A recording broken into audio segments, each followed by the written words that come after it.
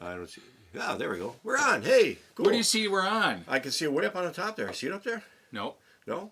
No. Yeah, it's as long as you can see it. right up there, kind of clicking away. Where? Yeah, see right I there. see. There it is. is. There it is. Hi.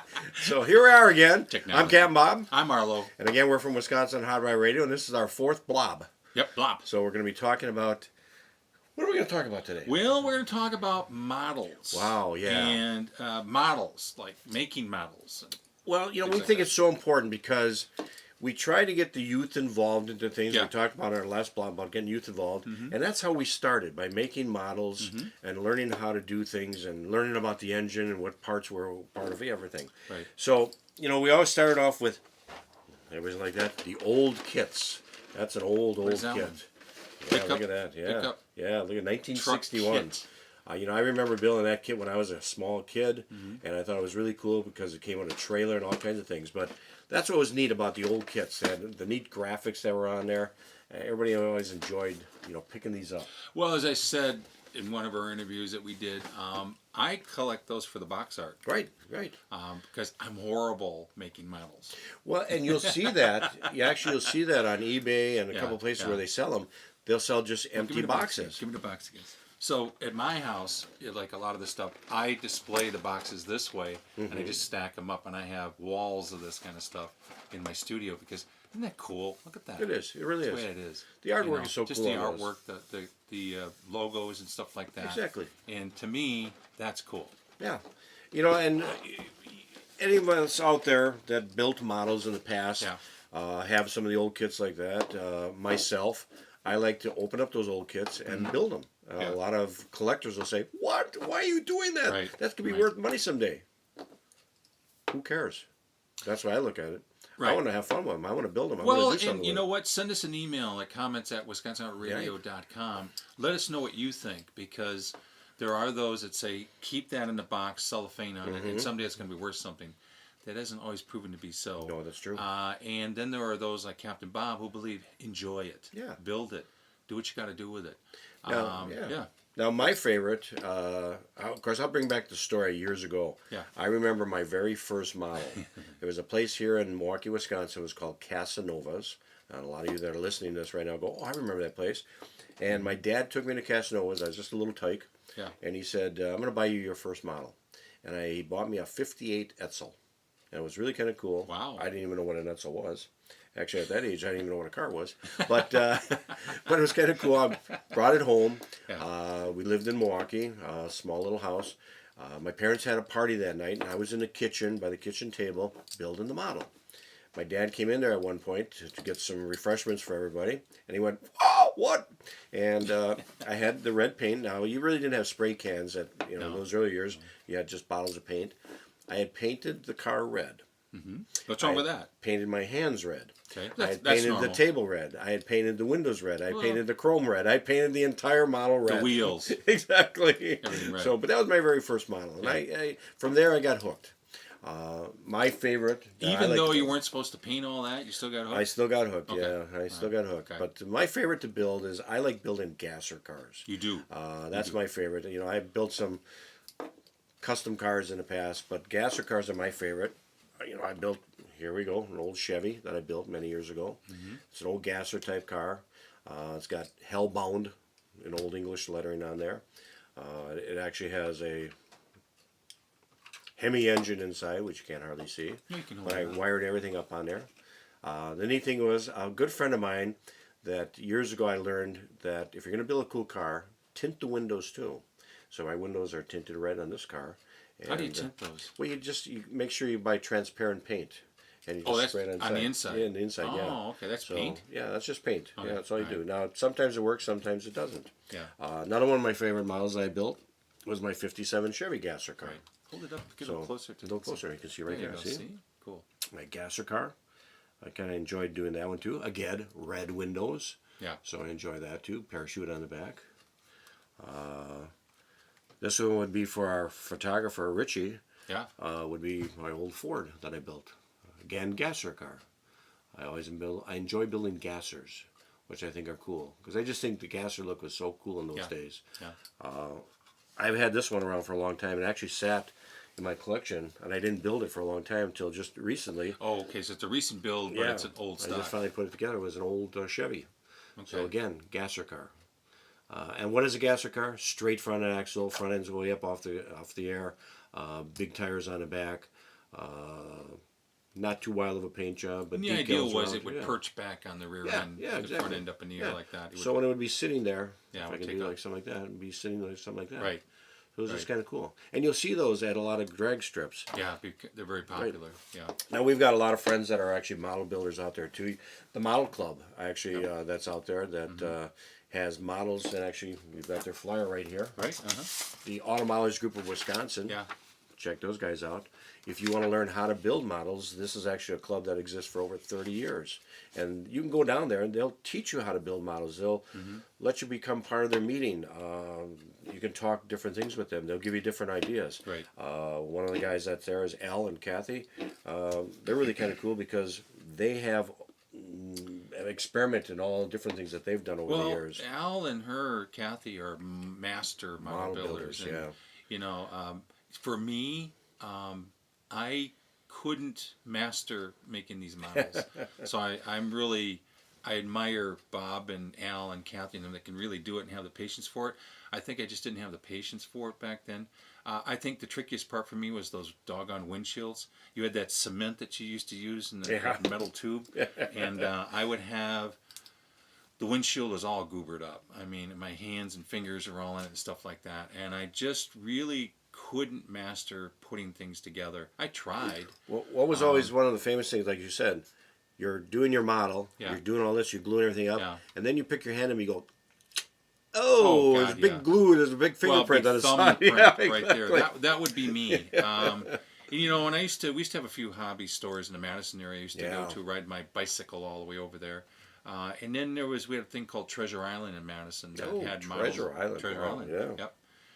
Had that, and they had a large model selection. And, you know, didn't have a lot of money back then, and we kind of would get these models and put them together. And some guys in my neighborhood were really good with them, and me, I was not. Painting them was disastrous. And I know that you and like Al and Kathy and a few others really have mastered applying the paint. Now this looks like I'm touching. Can I touch this? Oh, you can touch it. I don't want to get in trouble. No, I picked it up when I should have do you never have done glue on that. your hands? Wait, I can't get it off. Yeah, I know. To get the paint on these, it just doesn't happen just like that. There's a real, There's an art to it. an art to it, method. You'll take L. He uses a spray gun. Yeah. He'll use a little airbrush gun. Airbrush. Now I built my own little airbrush Recently you booth. did, yeah, Recently, yeah. right? It's got an exhaust fan on there, so it takes everything out. But Yeah. a lot of these were just painted by spray cans. Yeah. Because it's winter, and I don't want to go outside and turn on the heat in my garage, so I just paint them down here with just spray cans. And you can really, the spray paints of today are a lot better than they used to be years ago. I would get runs in it. I would think that I had to apply it real thick. You couldn't do that. Well, that's true, and that used to be because I used to do the same thing. You'd spray it because you want to get the color. Yeah. What you Why isn't really it got to getting do gloss? Why isn't it getting gloss over it's here? Just light coats, light coats, let it dry, light coats, till you finally get the color you want to get. Now, are any of these? They didn't come this way. No. I think we should talk about that. These weren't kits that you bought, right? Well, these were kits that I bought, but I actually what's called. But I'm kit saying bashing. it wasn't this No, particular exactly. way it was supposed to be built. Right, no, it Okay. was supposed Let's to be talk just about that in a minute. Basically, supposed to be a 53, 54 Chevy that was supposed to be stock. Yeah. What a lot of modelers will do, myself, I've got a lot of different kits. And at one point in my life, I had over 1,000 model kits. My lovely Dove said, "What are you going to do with them all?" And I said, "I'm going to build them someday." And she says, "You don't have enough life in you to build all these." So I ended up selling a lot. But I did keep a lot of them. You have a lot in the studio. Just enjoy. And the whole thing is what's called kit bashing. You're going to take a model like that, and you're going to say, "Hey, it didn't come with those tires and wheels. It didn't come with that engine. It didn't come with, some of those parts." Yeah. So you now start going through some of the old other kits that you've got there, and you start pulling parts from that one to put into this one, and kits from that, parts from that, and keep changing them back and forth, which is kind of cool. I think that's where my problem was. Seriously. Well, you know me now. Just right? try to build it from that kit? I just took it from the kit, Oh, yeah. and I didn't like being in that box, Right. literally, but I Right. didn't like to stay within the lines coloring. because if many of you know of my car, my dash, Yeah. there's no rules to that. And I always felt you had the instructions. I had to follow the rules. My older brother, though, was better at this. He just kind of stole from here and there and made things. Yeah. I always felt, well, I better follow the rules. I wish the heck somebody would have came along and slapped me upside the head and said, well, Yeah. just make them the way you want. Yeah. And then I would have been a lot happier Exactly. with them. Yeah. Now there are certain models out there that, you know, like one of my favorite is obviously is the little coffin. Yeah, Which yeah. was the Which Daryl you actually Starbird got car. to sit in. Yeah, and I got to sit in the real car. That was cool. But now that kit, you probably don't want to modify. That one you want to build it the way it was. Yeah, that was like a Ned Roth right. kit or something Now, like that. I do have 2 of those in my inventory, and I will build one as the little Inventory? coffin. My inventory, yeah. Is that a big word? It sounds like you have insurance on these things. Yeah, that's right. In my supply. In your stable of models. my warehouse.